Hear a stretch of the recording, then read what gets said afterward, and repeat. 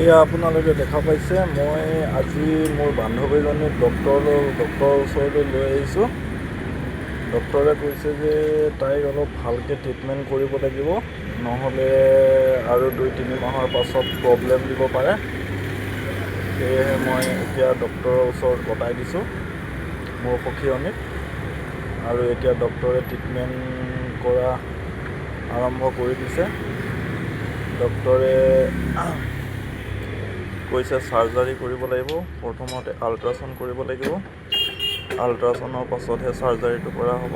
গতিকে চাৰ্জাৰী কৰিবলৈ এসপ্তাহ টাইম লাগিব, আৰু সেই এসপ্তাহত মই আপোনালোকক যি মেডিচিন দিওঁ সেই মেডিচিনখিনি খুৱাই থাকিব লাগিব, আৰু মেডিচিনখিনি খোৱা এসপ্তাহৰ পাছতে আকৌ আপুনি আমাৰ চেম্বাৰলৈ লৈ আহিব লাগিব। আৰু আমাৰ স্পেচিয়েলি ডক্টৰক মাতিছোঁ আমি দিল্লীৰ পৰা। তেখেত আহি পেলাই আপোনাৰ আল্ট্ৰাচাউণ্ড ৰিপৰ্টটো চাই পেলাই চিজাৰিং আৰু অপাৰেশ্যনৰ গোটেইখিনি কাম দায়িত্ব হাতত ল'ব। এতিয়া বৰ্তমান আমাৰ ডক্টৰজনে চাই আছে। এইজন ডক্টৰ হৈছে আমাৰ আদিম খানে এতিয়া বৰ্তমান তাইৰ পেটত যি নাড়ী ভেৰু আছে গোটেইখিনি উলিয়াই পেলাই আপোনাৰ মবিল দি ক্লিন কৰি আছে, আৰু খন্তেক পাছতে তেখেতৰ আল্ট্ৰাচাউণ্ডৰ ৰিপৰ্ট আহিব, আৰু আল্ট্ৰাচাউণ্ডৰ ৰিপৰ্টত দেখা পাব যে কি হৈছে কি নাই।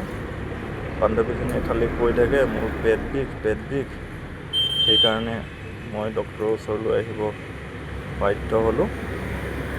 বাধ্য হোৱাতে তেনেকুৱাতে আকৌ হাউচকিপিঙৰ ছোৱালী এজনীয়ে আহি সৌৱা দেখিছেনে, গোটেই বিনা পাউডাৰ উৰুৱাই আছে।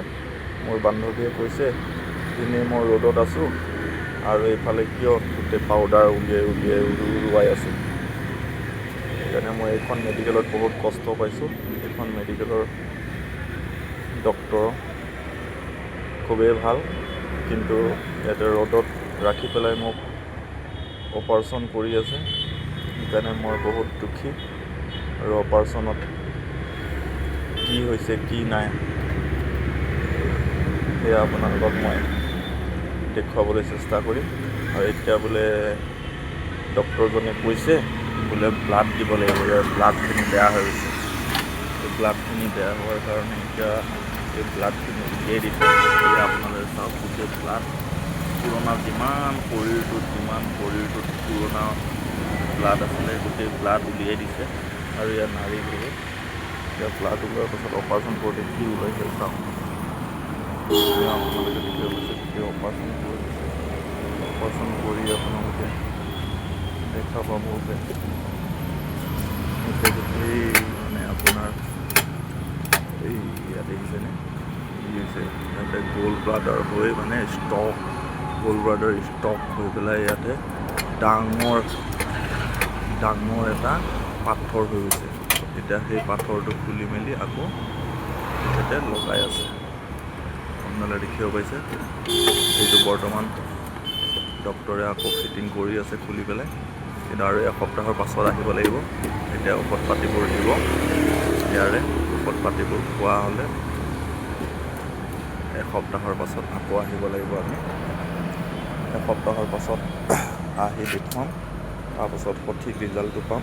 তাৰপিছত আৰু 6 মাহমান চাগৈ ৰেষ্টত ৰাখিব লাগিব বান্ধৱীজনীক। 6 মাহমান ৰেষ্টত দিয়াৰ পাছতে আকৌ তাই ঠিক হ'ব।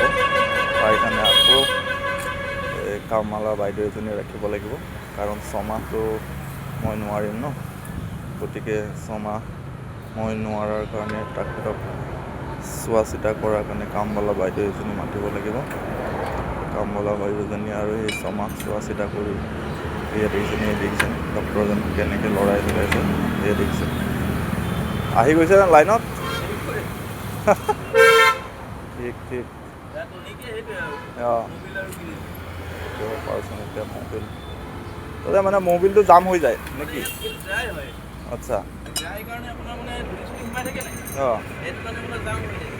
অঁ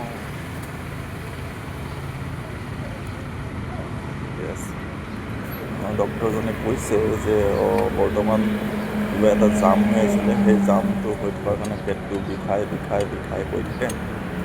আৰু এতিয়া বৰ্তমান ঠিক কৰি দিছে, এসপ্তাহ চলিব পৰা। তাৰপিছত মেইন ডক্টৰে আহি চাৰ্জাৰী কৰিব, চাৰ্জাৰী কৰাৰ পাছতহে ঠিক ঠাক হ'ব। তো এতিয়া মই বৰ্তমান কামবালা বাইদেউৰ ওচৰত যাম। কামবালা বাইদেউ কি কয়, কি লাগে মাহিলী খৰচ কি নাই, আজি ছমাহ চাব লাগিবতো। এই বাইদেউ এই আমাৰ চাওক আপোনাৰ ভণ্টি, এই ভণ্টি আপোনাৰ কি ভণ্টি আমি আপোনাৰ নাম হৈছে মুক্তা, নাম্বাৰ হৈছে 9919। এতিয়া বৰ্তমান আপোনালোকেতো দেখা পাইছে, সেইকাৰণে আজিলৈ ৰাখিছোঁ, বাই বাই।